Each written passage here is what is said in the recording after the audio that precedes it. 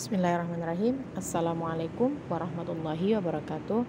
Alhamdulillahirrahmanirrahim. Hari ini kita akan membahas pelajaran matematika, di mana hari ini kita akan membahas latihan ya. Nah, latihannya nanti akan ada tentang data ya, tentang data dan sudut. Sudut dan data sama saja ya. Nah, di bab sebelum sudut itu kan ada tentang data ya. Jadi yang akan kita latih yaitu masih tentang data dan sudut. Sebagai nanti kalian bekal untuk persiapan PH 2 yang insya Allah akan dilaksanakan pada hari Senin insya Allah ya. Nanti akan diumumkan di grup apabila jadi di hari Senin esok insya Allah.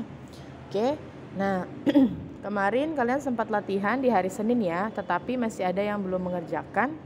Waktu itu udah Ibu berikan videonya, tayangannya. Yang belum mengerjakan yaitu Amoy ya, Nahla. Sebentar Ibu lihat dulu, Amoy, Nahla.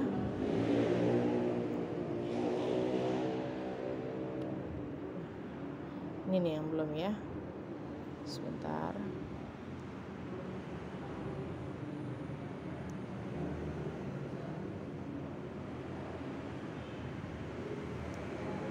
Nah, ini yang belum mengerjakan Amoy, Nahla, Aisyah, dan Amirah ya. Hari Senin kemarin tanggal 19 April yang belum mengerjakan latihan matematikanya Amoy, Amirah, Nahla, dan Aisyah.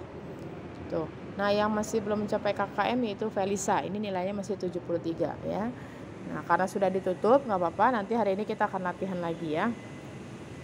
Oke, sekarang kita akan bahas dulu alat untuk mengukur besar sudut itu disebut apa? Busur. Jelas ya, alat untuk mengukur besar sudut itu adalah busur. Kita lihat berikutnya. Sudut dilihat yang paling atas ya, pertanyaan paling atas. Sudut yang memiliki besar 90 derajat disebut sudut.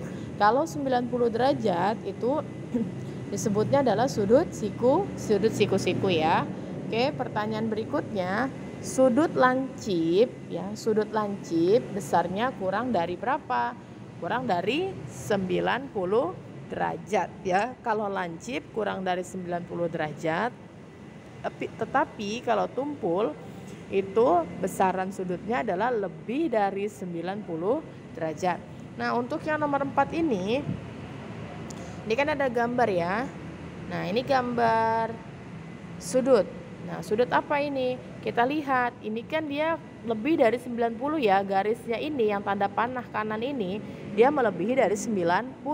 Maka disebutnya sudut tumpul ya. Oke.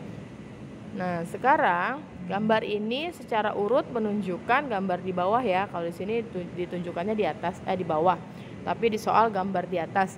Nah, secara urut menunjukkan ini salah ketik ya. A adalah sudut tumpul, betul atau enggak? Kita lihat dulu. A ini sudut tumpul apa sudut lancip? Ya, kurang atau lebih dari 90. Kalau 90 itu kan bentuknya seperti huruf L, ya kan? Seperti huruf L. Nah, kalau misalkan dia kurang dari 90, itu artinya dia agak lebih menunduk. Kalau sudut L itu kan dia lurus ya, lurus dan ke kanan, dari vertikal dan horizontal lurus ya, seperti huruf L. Nah, kalau misalkan kurang, dia agak lebih menunduk. Nah, itu disebutnya kurang dari 90, maka disebutnya sudut sudut lancip. Nah, kalau tumpul itu lebih dari 90. Lebih dari 90, contohnya itu ada pada gambar yang B. Gambar yang B itu disebutnya sudut tumpul. Kenapa? Karena lebih dari 90. Nah, sudut yang C itu adalah sudut siku-siku ya. Oke, jadi yang mana pernyataan yang benar? Pernyataan yang benar adalah A sudut lancip, B sudut tumpul, dan C adalah sudut siku-siku. Kita lanjut, sudut yang besarnya adalah 75 derajat itu termasuk sudut. Nah, berarti kalau 75 derajat dia kurang dari 90 atau lebih dari 90? Kurang, Bu. Berarti kalau kurang dari 90 derajat maka disebutnya sudut. Betul ya, sudut lancip. Kita lanjut. Besar sudut yang dibentuk oleh jam. Nah, ini kan jam ya. Gambar jam itu menunjukkan pukul 3. Nah, Pak, jarum jamnya itu menunjukkan seperti huruf L. Berarti itu sudut apa? Sudut siku-siku, Bu. Kalau siku-siku berarti berapa besarnya? 90 derajat. Itu udah pasti ya.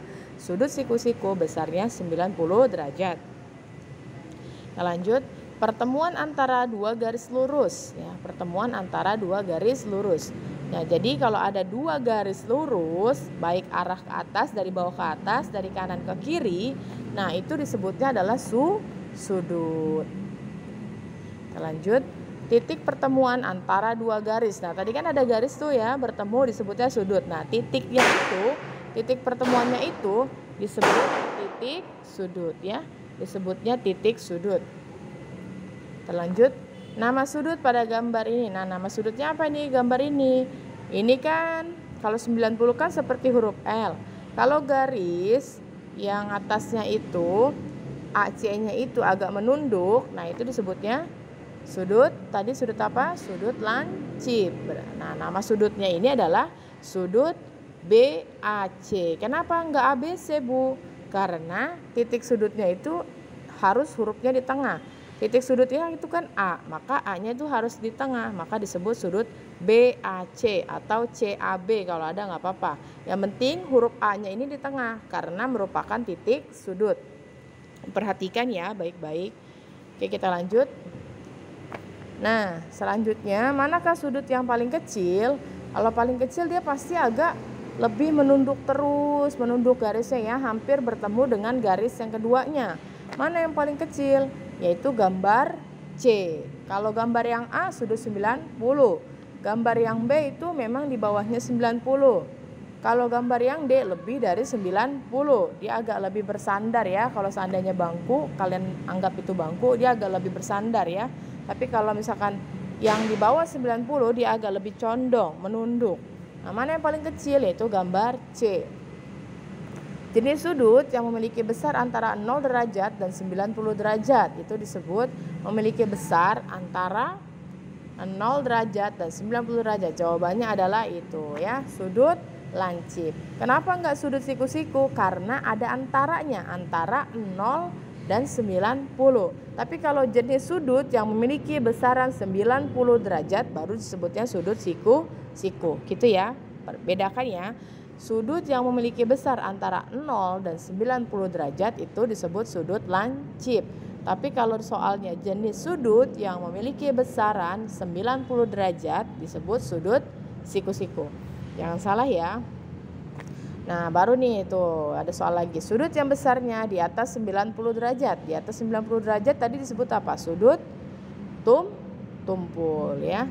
Oke, nah ini ada diagram nih tentang data ya. Nah, diagram ini menunjukkan banyaknya pengunjung di taman wisata.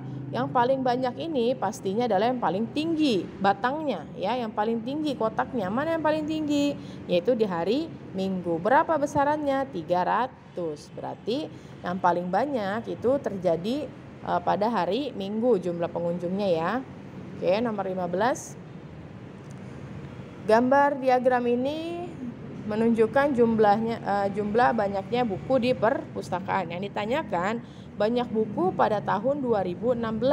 Langsung saja lihat 2016 ini ya, yang di kotak ketiga. 2016 di kotak ketiga, lihat ke atasnya dia sampai di garis berapa?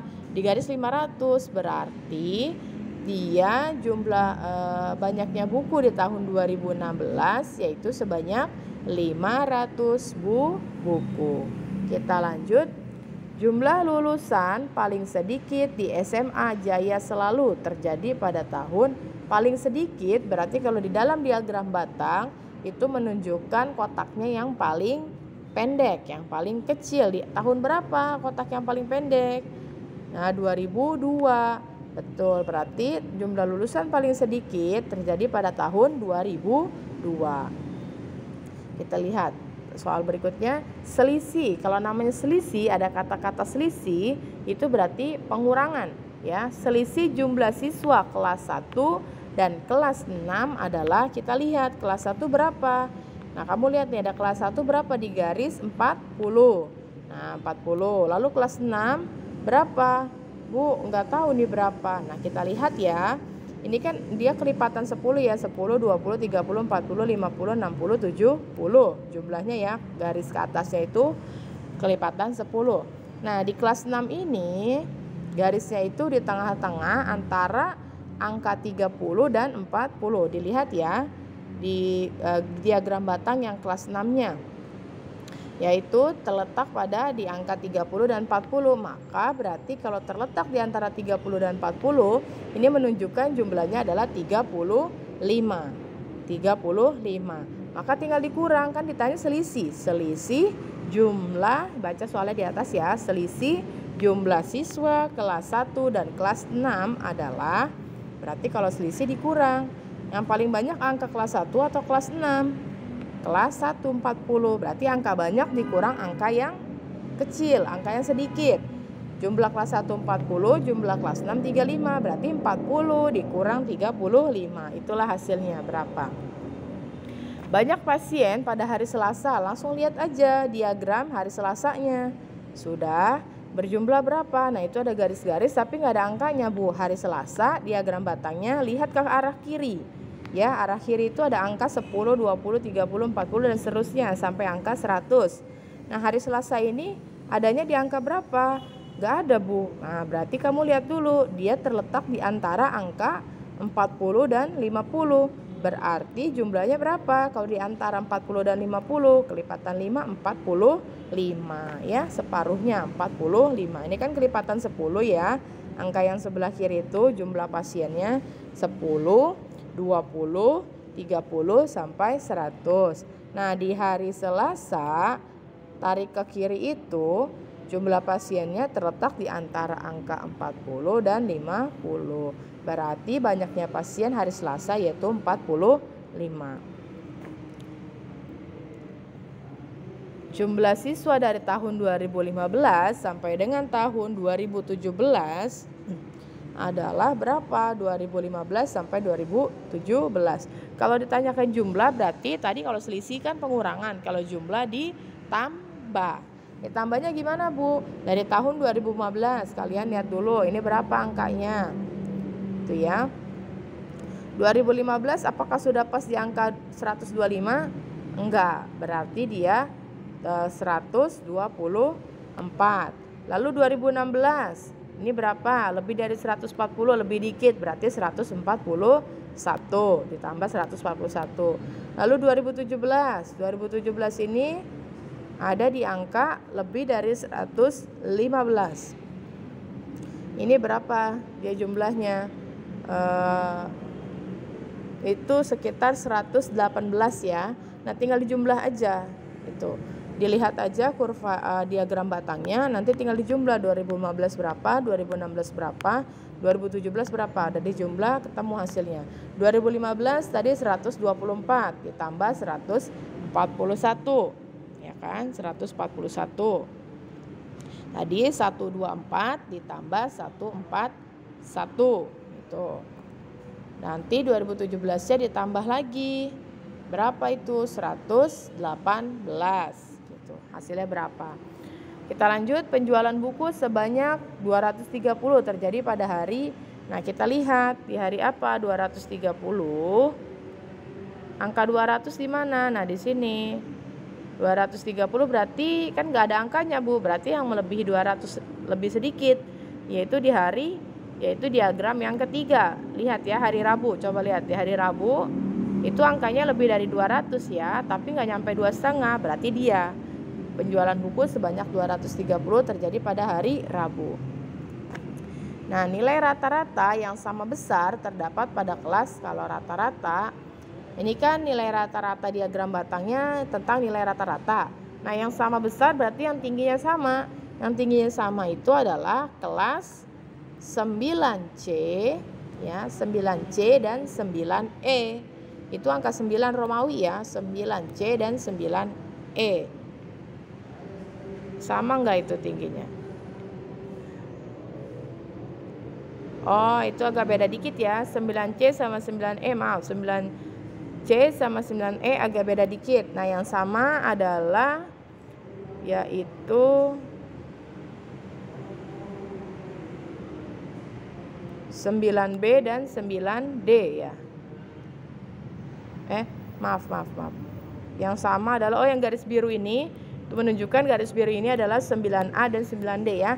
Jadi nilai rata-rata yang sama besar itu yang tingginya sama. Dilihat ini, kalau dari secara sekilas mereka seperti sama semua, sama ya antara C dan E. Ya, 9C dan E seperti sama.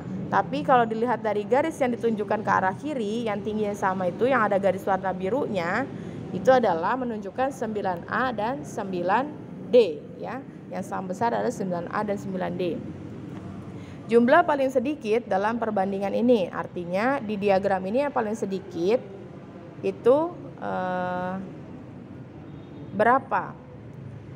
Kita lihat diagramnya, prasiklus ada 60, siklus 1 ada 60 lebih, siklus 2 ada di atas 60 juga. Nah, yang paling sedikit itu yang paling pendek, yaitu di prasiklus. Berapa prasiklus itu? 60. Maka jumlah yang paling sedikit dalam perbandingan ini adalah 60 ya, angka 60. Selisih banyak siswa SD dengan SMA. Nah, SD berapa? Ada 2.500. SMA ada 1.500. Nah, ini 2.500 gambarnya lebih, Bu. Iya, sebenarnya maksudnya adalah 2.500 ya kalau SD. SD 2.500, SMA 1.500. Kalau selisih kan tadi dikurang, berarti dikurang 2.500 dikurang 1.500, hasilnya adalah berapa? 1.000. Kalau selisih ingat dikurang ya. Lanjut, banyaknya siswa yang memiliki ukuran sepatu 37. Ukuran sepatu 37 kita lihat, yang memiliki ukuran sepatu 37 yaitu sebanyak, kita lihat ukuran sepatu 37, lihat ke atas, tarik ke kiri, berada di garis angka 4. Berarti siswa yang memiliki ukuran sepatu 37 adalah sebanyak 4 orang. Oke, menurut data pegawai PT Mantap Jiwa 2019, pendidikan paling banyak berada pada tingkat, kalau paling banyak berarti yang paling tinggi, yaitu tingkat apa? Kita lihat garis atau kotak diagram batang yang paling tinggi adalah SMP, berarti yang paling banyak berada pada tingkat SMP.